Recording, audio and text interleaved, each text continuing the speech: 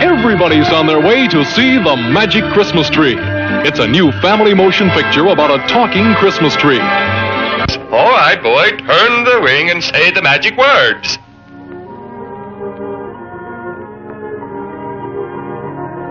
Rimbum, Carry-Noom, Polo. Hey, how do I know if it's full grown? Oh, I'm full grown, all right. Who said that? Why, I did. You asked a question of me, didn't you? Trees can't talk. Well, don't be silly. If trees can't talk, then how can I answer you? Of course I can talk. Now, And to add to the fun, there's a happy witch. You'll want to see The Greedy Giant, The Runaway Lawnmower, and you'll want to see how Santa Claus is captured.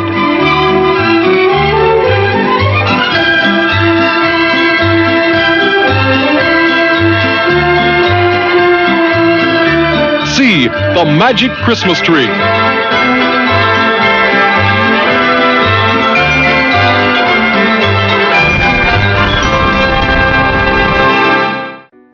I think, like, what I admire about Buddy is that, like, after dealing with, like, parents who didn't understand and kicked them out for being non-binary and, like, tried to change them, I admire that, like, they got away from that and, like, went out, lived in the woods, living their best life. They found their own happiness, like, out in the woods and, like, gave themselves a purpose of, like, to work in movies, but then ended up at a desk job as an accountant. So I think Pace is a dreamer, but maybe got a little astray at some point, and so I love that this movie is the point in their lifetime where they really come back.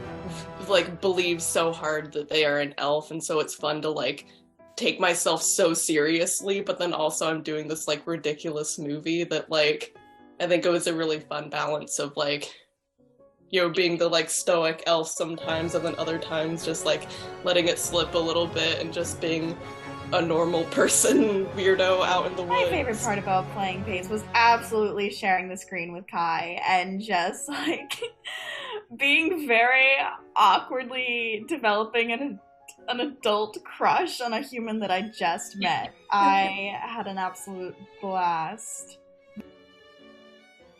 A couple of years ago, I read a tweet, and I have felt terrible looking for this tweet because I can never quite find this tweet.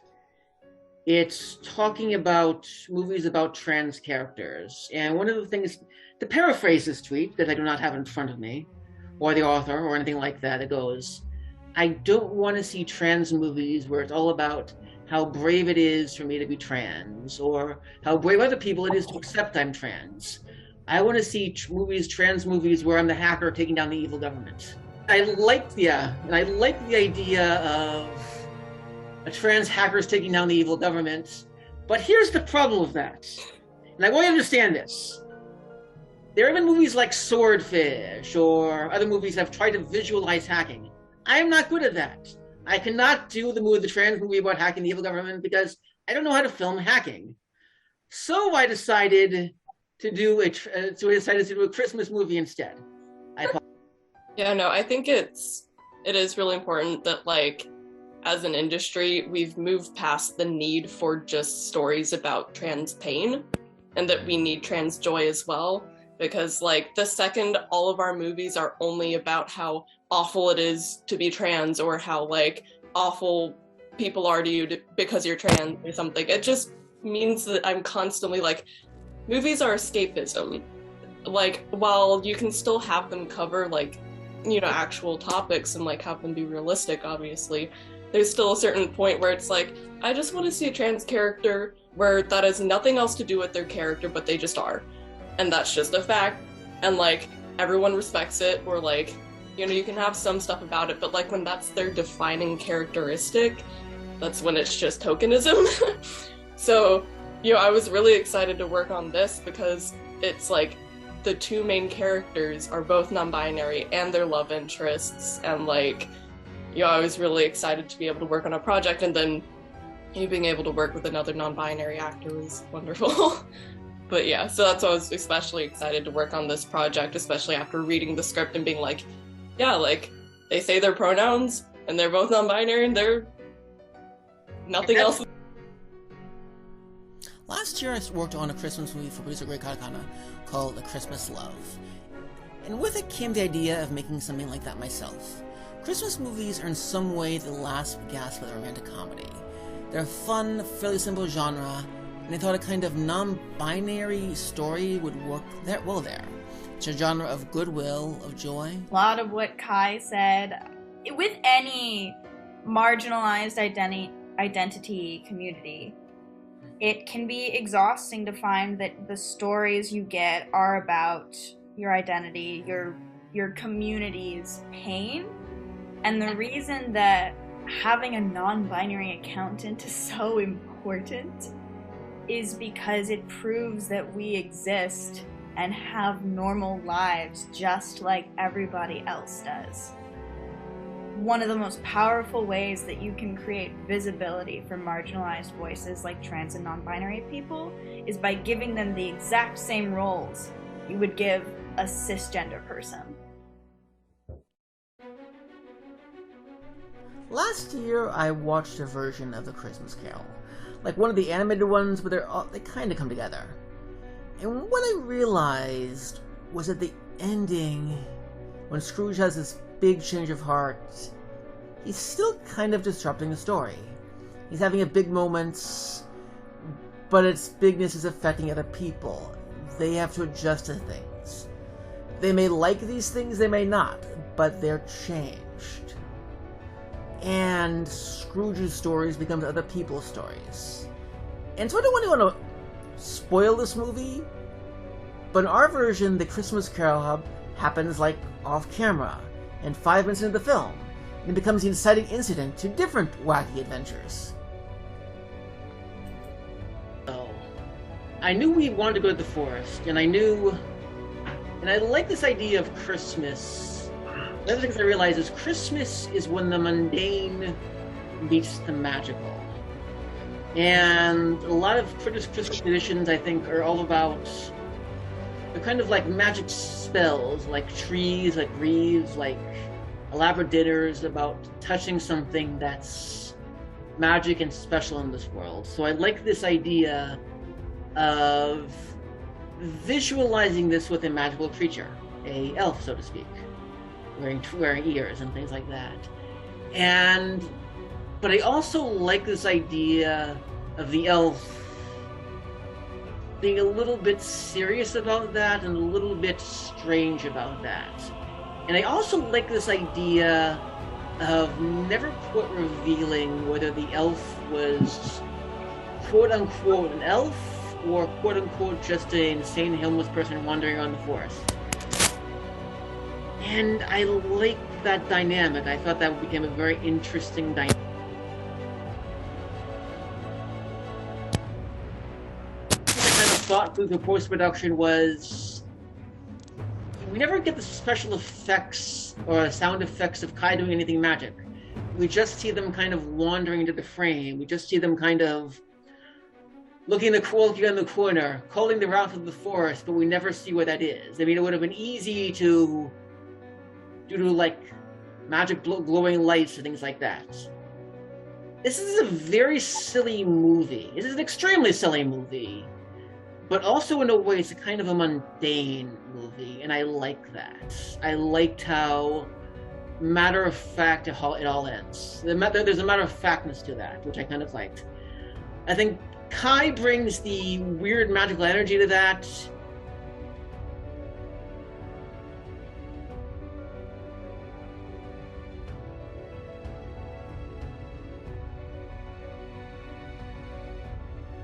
Yeah, and it was great. Yes. Oh, I'm sorry. Yeah, go ahead. Yeah, appreciate that. And it was a great contrast with Shane's character, Mr. Sterling, and so it was good. It worked out. That's exactly what it is. You become this guy who just wants. In any comedy, you need the character who just is trying to keep it together. He will fail. He will fail badly, but you need to keep trying. Otherwise, it's just chaos. You need law and chaos, and that's what Chris provided in this movie. Oh, that's awesome. Great job Good. with that. Good. You did Appreciate good. that. Thanks, guys. And then for Shane, I mean, he's not here, but I'm always going to remember him as Sugar Bastard. That's on the trailer. I'm not going to talk about Shane, I guess, because I'm not sure I'm going to be in the Shane interview, but I'll say this about Shane. Shane does a great job in this movie because deceptively he is the villain of this movie. Mm-hmm. The movie really, I guess maybe not villain is the wrong word, but antagonist, because I like this idea about this character who is all about Christmas, all about just fun holidays and things like this. But all of his action is just adding to the chaos, just adding to the complications, just soaking people's mouths and things like that. Yeah, right. So he deceptively becomes this horrible person who's mistreating you terribly. But, well, as they say, comedy. Yeah. Exactly, and it was a great role for Shane because, like I said, the first movie I made with Gregory was Choke, and Shane is a serial killer in that movie. So it's great for him. It's such a different character for him, and he was so funny. Yeah, I thought it was so funny. Yes and no. He's in the same serial killer. Shane plays insane very well. Different modulations of that. That's a good compliment. Different modulations of insane, but he plays insane very well. Right. Yeah, I really go with your strengths. I like his cadence that he chose for the character. But I will be interviewing him a little bit later, so we'll get all that in. So awesome. Billings, do you have like your favorite? What do you admire, I guess, most about him? About Billings? Mm-hmm. Sort of. So it will just he's the glue that holds it all together. Like in this crazy world around him, he's keeping it together enough. He's just the straight one that is kind of holding the whole ship together, I guess. You're the discipline. That's what I liked about him. Pretty much. You know what I saw you as? Like the principal of the whole situation. Oh, yeah. Yeah. That's true too. Do you relate to this character in real life, or are you more opposite? Yeah, well, I kind of do, because in kind of an outwardly way, I'm very organized as a person. Like when I go home, my car keys are in the same place, my wallet's in the same place. So I kind of felt like that's how Billings is. And if like one of those things is out of place, I go crazy. I go nuts. Like, where should be right there. So yeah, that's where I can relate to him. I loved it. You did such a good job. Thank you, Linda. Thank you. Like working with Scott as a director. I mean, you guys have done so many things together, so we've sort of already alluded to it, but more like on this project. Well, I mean, I'm so happy for Scotty because he's usually our light guy and grip and everything. I mean, he works. So one day I went to work on a movie shooting in Vegas that was running some of Gray's comments, and I had lunch with him, and he said he wanted to make a Christmas movie, another Christmas movie, but it was getting a little too late in the year, and I told him about the Magic Christmas Tree, and thought he was interested, but if I could get to the script with him quick. So I went to Vegas, and while I was there in my free time, I worked on sketching out the plan for the story, and what I realized I needed were subplots. You know, what do you guys admire about your characters? I guess Ellering kind of just showing up for work and going through and like trying to keep everyone happy and having like inner strength, even though she was like crumbling and so severely depressed on the inside. I feel like that's something that's so relatable to so many of us. But I do also, spoiler alert, love that she kind of like really breaks down at the end and is all of a sudden very honest about her struggles and the divorce she's going through, but still like remains positive. I feel like that's like very admirable. Did you learn anything from Toma? For my character? Definitely, yes. I admire her strength and her heart a lot because, like I said before, like no matter what she's going through, she could be annoyed, she could be upset that day. She'll put her feelings aside and really like pay attention to the person in front of her and what they're going through and try to help and console that person. So that's definitely what I took. Yeah, I think he was a very interesting individual to work with, and he's kind of genius type that he knows exactly what he's doing, and I was surprised that he remembered my line every single word. like I asked it the question and just like right back to me, and then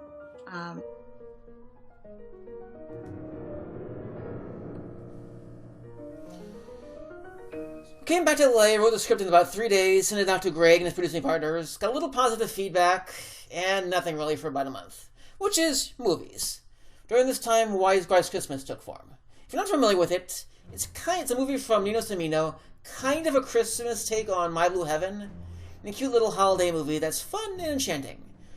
But I thought kind of took Magical Christmas Tree's spot. Well, this movie is dead, very limited window, maybe we can do it next year.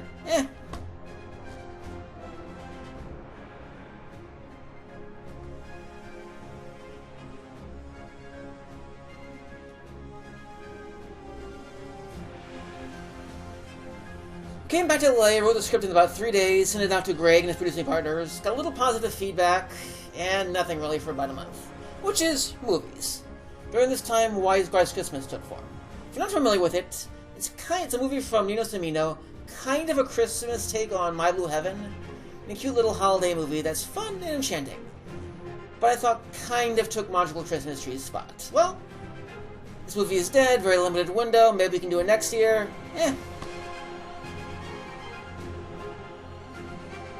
He's not here. I really loved working with Scott. I think he was so kind and such a generous director, and I thought that he came in and really knew his vision. He knew what he wanted, exactly what he wanted, and I thought that his script was really well written, and it gave us such a good foundation to work off of. So then coming in and working was so much easier. It was so clear just from the beginning.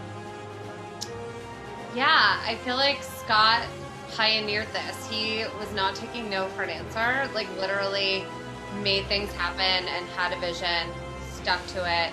Even when we almost burned down the building, we still got the shot. Like there was fire alarms going off. There was people being like, you can't do this anymore. And he still did it. And I feel like he really just believed in his work and the movie, and also was just like a big cheerleader for it all. And he also gave great adjustments, so that was really helpful, and it was great that it was his first time doing all of it, and he was so confident in himself. He was planning to make Wise Guys. A movie eventually that was called Love Crimes, which is a true crime thriller, an action movie, and a drama called All About Araya. I was reading through on these movies, talking about planning, and one day I decided to go on a long bike ride, about 35-40 miles out in Azusa in August. Very long, very hot, kind of got a little bit dehydrated. So I got home in kind of an exhausted mood, went to bed, and while I was asleep I got a call in the middle of the night. It was Greg. The action movies had problems. Like an actor dropped out of Araya, I think it was. And well, could we make the Magical Christmas Trees? And could we do it like 8 days later? I think us having to make the food, having to work with trying to create a turkey, and you chopping all the vegetables, and having very funny dry humor, and also meltdowns while doing those lines. Yeah. And I mean, thank you, Linda. Linda dressed our turkey for us. Yes, it was beautiful. Yes. Thanks. Yeah. I don't like the shot they got. I was like, this thing looks dry. Turkey was out. I was like, we should have taken the picture of the turkey earlier. Right? Oh, no. Yeah, you gotta cut those vegetables really well. Yeah. I felt like those lines and those scenes were just really fun to play, because I always love having business and work to do while you're doing it, and we got to play the opposite of the lines while stabbing the turkey. Here's kind of the basics of the problem Greg was having. He had rented Envision 8 Studios, which is a really nice studio space in Burbank, from 8 to 8 standard film days. And on Wise Guy Christmas, Nino was bringing with him a producing partner, an older man who couldn't really make an 8 a.m. call time. So Greg had 2 hours he really couldn't film with. And Magical Christmas Tree was something that could fill those 2 hours. Like a friend of mine posts a lot of memes about putting everything in and hustling and, really grinding it out there. I kind of think that stuff is very corny, to be honest. But like the magical Christmas tree honestly exists because I was willing to get up 2 hours earlier than other people. In this process. It was we need to do another movie. What's the other movie? And I remember going from an action movie to like a horror movie, and then somehow this popped up and was like, okay, cool, let's do this movie. But I've been working with Greg for like 15 years, so that's how it all kind of got started, I guess. Did you say yes to it before you even read the script? It was so hectic because we were trying so hard to figure out what to do because we lost one of the movies, I think, that I don't even know. I know Greg didn't know what non-binary meant, so I had to explain it to him, and then he thought that I could play it, and I remember thinking, I can try. Well, anybody can be non-binary, so you know what I mean? But I'm glad I didn't because I think the other two worked out, way better, especially since they actually are. But I remember being up for it, but because I didn't think I fit the I actually remember being paranoid. I didn't think I fit the Scrooge-like character because he said Bill Murray, and I'm like, Bill Murray I think was younger than me when he made Scrooge, but he just seemed way older, and he's funnier. Way funnier. Who's funnier than Bill Murray? And I don't even think I'm funny. So I was like really, I think, nervous. I was like, I don't think I can do this. I think I even told Greg, does Scott know what I look like or anything, because I don't think I fit this at all. Yeah, I think I had shared with you that I was pretty, like, when I saw you, I was like, but but I thought this character is supposed to be older, but you're younger. But then once you started with your character, I was like, oh, I could see this. So now we're just changing just like all of Scott's characters are just so different than what our normal, people get as normal characters. It was kind of cool. I was like, oh, I see. You're kind of that millennial douchebag. I don't know if I can say. Yeah, I thought it came off like millennial. I had a movie. I had a location, which were 2 really good office locations in the Burbank area. I had actually very good film equipment. We actually did use anamorphic lenses for this film, which I think really do give it a nice film-like look. But I needed a schedule, I needed props, I needed costumes, talent, and I needed a crew. And I really had none of that. But I did have Caleb Tao, my DP. Years, right? Something like that? Something like that, yeah. I think I've known Scotty longer than I've known my wife. Many projects, yes. One of which we just got off from in the desert. I can't emphasize enough how much Greg was really helpful in getting us all together. He's really pro. He's really been working on this like 40 years. It's amazing. And he knew people. He knew talent. He knew crews. And he helped me bring in Linda. It was so much fun. It was funny because I had just met. Thank you very, very much. I'm this is maybe my 3rd or 4th AD job, so I still wasn't sure what I'm doing. And I met Benny about 2 weeks before you guys were starting to shoot. Okay. I know that. Yeah, I would like to know that. I actually met him through Johnny, the one that was doing all the little parts I was telling you about. Yes. So Johnny was like, "Hey, you want to go to this action, film screening? Because I like to do action films." And I was like, "Yeah, sure." And then that's where I met Benny. And then Benny was like, "Yeah, we're gonna be shooting soon. We're shooting like 2 movies at the same time." And I was like, what? I'm like, you mean at the same time? It's like, yeah, we're gonna have 10 days. We're gonna shoot 2, maybe 3 movies. And I was like, oh, do you think you're gonna need any help? And he was like, yeah, but we don't really have a budget. And I was like, I don't care. I'll just be I'll be your assistant, because I think at the time it was a completely different movie. And so I was like, yeah, I'll just read scripts like I didn't even know. I was like, I'll just help you. I don't care what, because I had some time. And so he just gave me some script to read. That one didn't end up working out. I needed a little bit more time, and then all of a sudden, boom, boom, boom, boom, it's like, oh, can you AD on this movie? And then he gives me the script, and I read it, and I was like, holy smokes, like I really couldn't ask for a more, it's not the right word, like a more like perfect movie for me, because I love trees.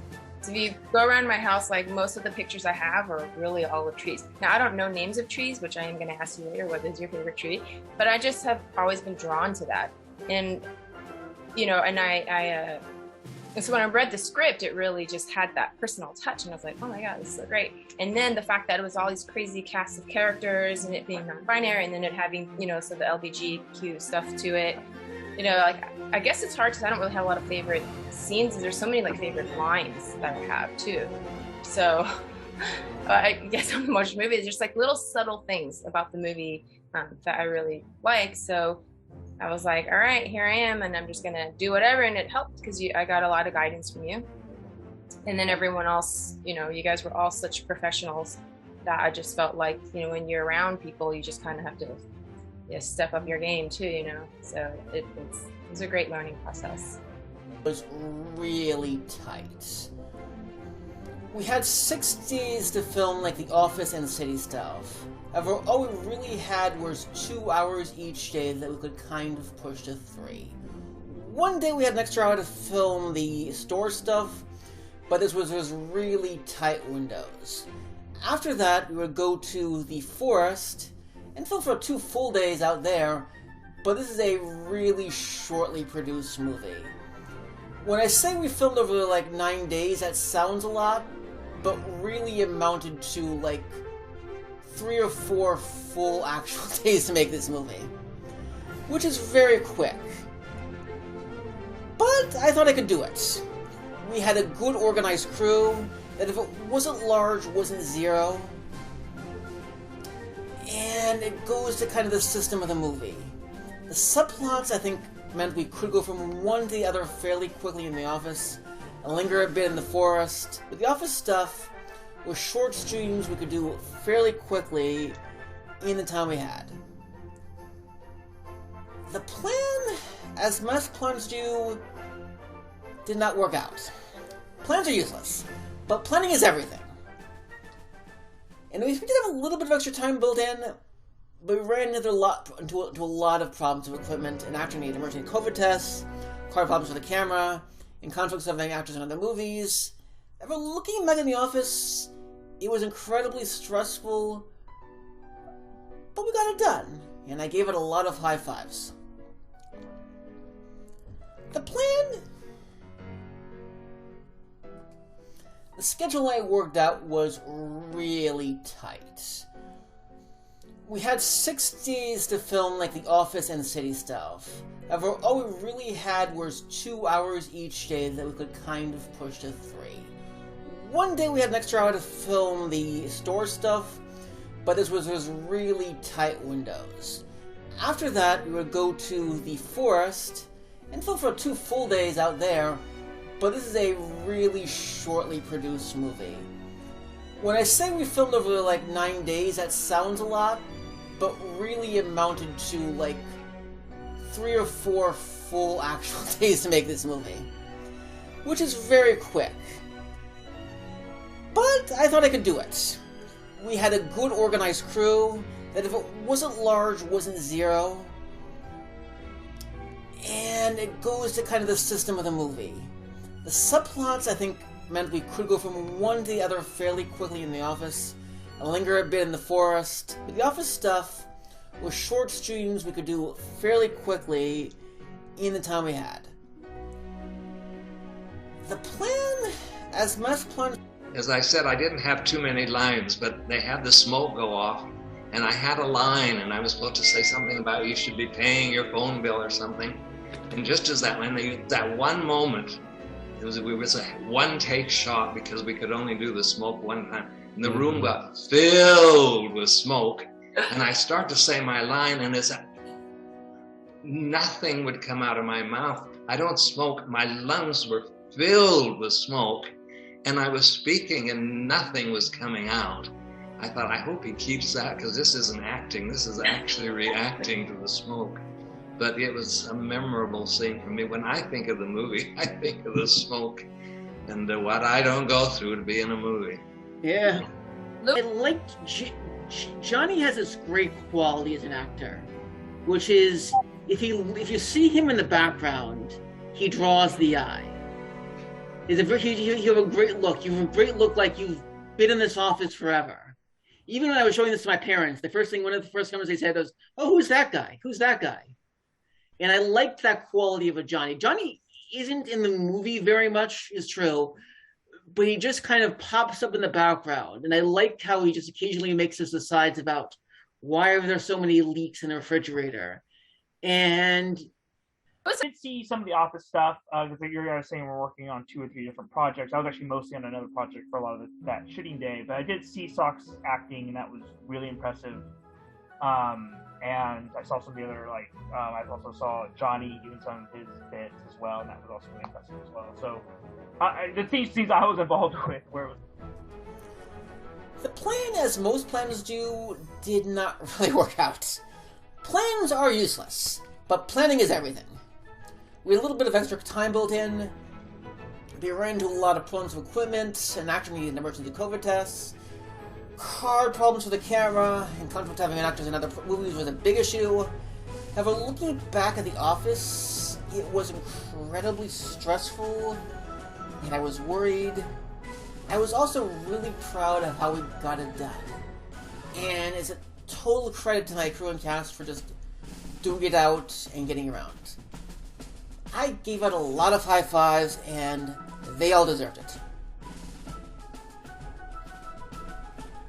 Alright, so last question. Scott, what was it like working with Scott? Terrible. I hate that guy. Scott, how was working with you? Shitty guy. What a terrible guy. God, have you seen Scott? He looks like awful. He's just a terrible person. Why does anyone ever like Scott? Yeah, everyone loves Scott. What did you think of the asshole? Oh my god, terrible. Scott is the best. Oh my gosh. I mean, the high fives, I literally read the script, and I don't know. So I'm like, I'm either gonna hate the guy or I'm gonna love the guy, because we didn't know each other. I kind of just got thrown on, and then when I met him, I was like, man, I want to work with Scott in every single thing that I do. So you're the best, and you're so positive, and you're so, like they were saying, just allowing artists to be artists. You have what you want, but you're also open to everything else. And then you're just wacky, and you're like a genius, and you write this thing that's like so crazy but wacky, but it all comes together with heart. Like, it's just, I can't wait to read your next movie. Can you actually do a Thanksgiving one? Because I don't really understand why we have to kill turkeys. I think that's a very good one to to write. Oh god, that actually, people ask me to do a sequel, and actually would be a good subject for a sequel, so. Right, okay. So the park Ranger Rick gets a sequel about Thanksgiving. Yes, please. I have this idea for a sequel, which is actually basically Yukai. I've had this idea for a while, which is basically it's your morning routine of, getting up, doing yoga, going to Starbucks, getting on the train. But it ends with you going in the forest in full elf gear, and I'll full elf gear the entire time. Perfect. Okay, so Scott, what else? Anybody else have to? Let's praise. It's praise Scott moment. I've worked with Scott a couple years ago on a short film called Eye to Eye. Scott was just doing lighting and everything, and I was doing martial arts fighting, that sort of deal, and playing various characters. So seeing Scott go from just being a crew for basically a student short film to directing his own feature was like, wow.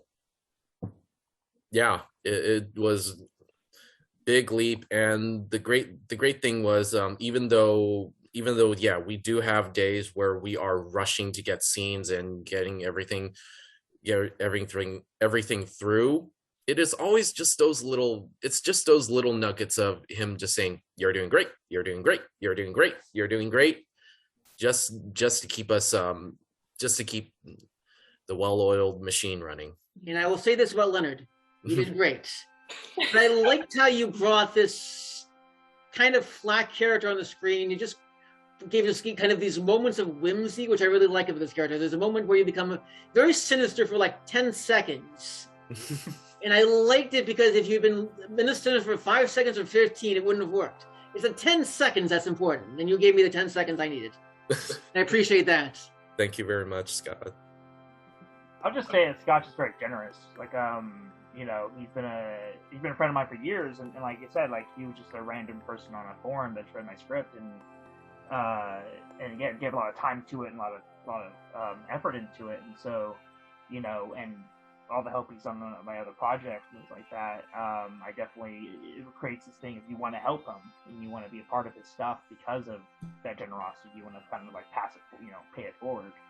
And seeing him work, and seeing like he was doing he was directing a film and also writing another film. Like it's, you know, that's just doing one thing is hard enough for him to do two and still pull it off is really impressive. So yeah, it was a pleasure to work on the film and be invited for it. So thanks, Scott.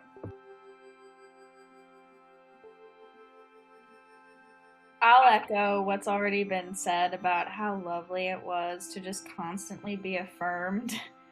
It's not something I've ever thought that I needed, but it was just a wonderful surprise to constantly be told that I was doing great work. That really meant something. And I also just wanted to throw in the fact that I have a quirk when it comes to high fives, where if people go to high five me, I will boop you. And as soon as Scott got a hold of this, he started trying to turn the tables on me. And so we'd have these very funny interactions where like I was like, who's booping who? What are we doing? And I'm not usually on the receiving boop end of things, but Scott provided me that experience, which was quite funny for me. Yeah, I mean, I'll just kind of echo again that, like, it was such a lovely experience, and, like, everyone on set was, but especially Scott, like, you were always, like, keeping morale high and always just, like, I don't know how to word this.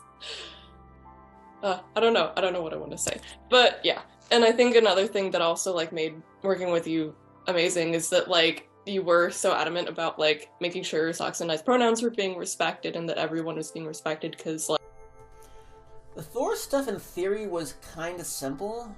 Take a couple of actors, a crew, and go in the forest and start shooting things. In some ways it was. We had some problems with sound, of carrying equipment, but I thought the actual images were all very beautiful. I thought it was a great location to film in. The problem again was scheduling. The week we were planning to film out there was large forest fires all over California. It was an intense inferno that's not very magical, as they say. However, so they closed all of the national forests in California. We got this info like a week in advance, so we could plan around it, so we decided to postpone the shoot. Which was bad, but okay. It had a set date to reopen. But the Forest Services decided not to open the park. The fires were just keep going on. So, plans being useless, I came up with a two-front solution.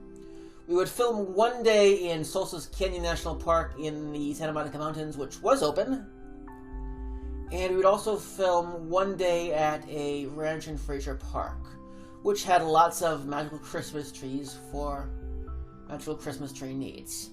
That worked out pretty well in one respect, because we could set up lights, we could set up snow machines, we could get all of that filmed. Really gorgeous, really ethereal images. However, we really couldn't film about half the stuff we needed at Solstice Canyon. Maybe like 5 pages we couldn't film. And we didn't have the chip scene.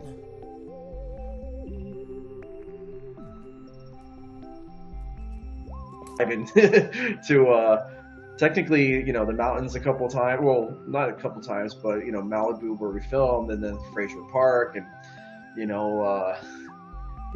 walk in 20 minutes out to the filming location, and then when you need to go get something like more batteries, and we have to go back 20 minutes out of the way to go get the stuff because we just couldn't carry everything, and so it was a wild ride. That's all I got to say. And it was wonderful to work with everyone and to see this film come to life. It's different from when you read it on paper and then you start filming. You're like, wow, Scotty's is brilliant. For my character, I liked that I was like the informant kind of character. I want to say gatekeeper, like the page master who just like, hi, welcome to the forest. Be sure to go that way and don't get lost. Watch out for the bears and wolves and all that jazz. What I admire about my character is that even though he is sort of like a quote unquote office worker, but except it's in the forest, I like that he is basically like not an amalgamation. He is just that he has that little. I was able to incorporate like some nerdy side to him, but at the same time, like I would like to explore the character more if ever he. Okay. So obviously, like the Christmas tree, so good. I loved it with the snow machine and everything. But I also love the chip scene. You mean these? The chip scene? Seeds. Now 120% more barbecue flavor.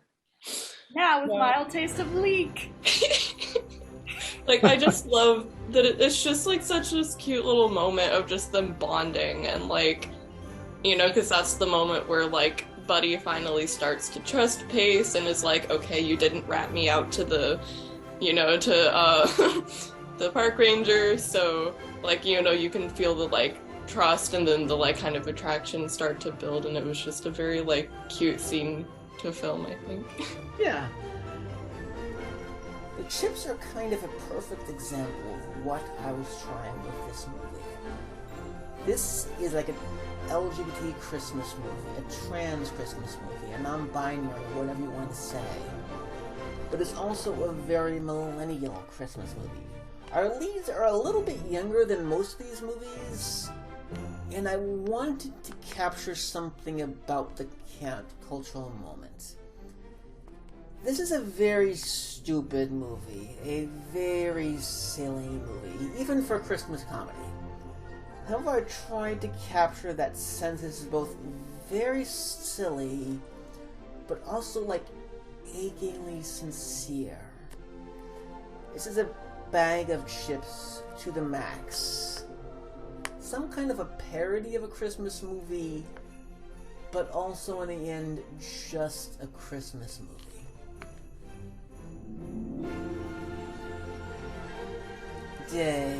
This is a story about genuine human connections, however you kind of want to express that. This is a love story.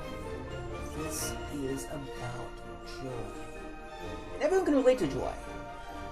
I think looking at like any marginalized group, one instinct is to make a story about how they're different than other people. In a way, I think that's more powerful not to. Like, I hope in some small way people can look at this movie and see themselves, and maybe form some amount of tolerance or whatever. Just laugh and feel that they are the same as them. We're all the same on this tiny little earth, and like wherever you are, whoever you are, I guess on behalf of the cast and crew of the Magical Christmas Tree, I hope you're having a wonderful time, and I wish you the most merry of Christmases.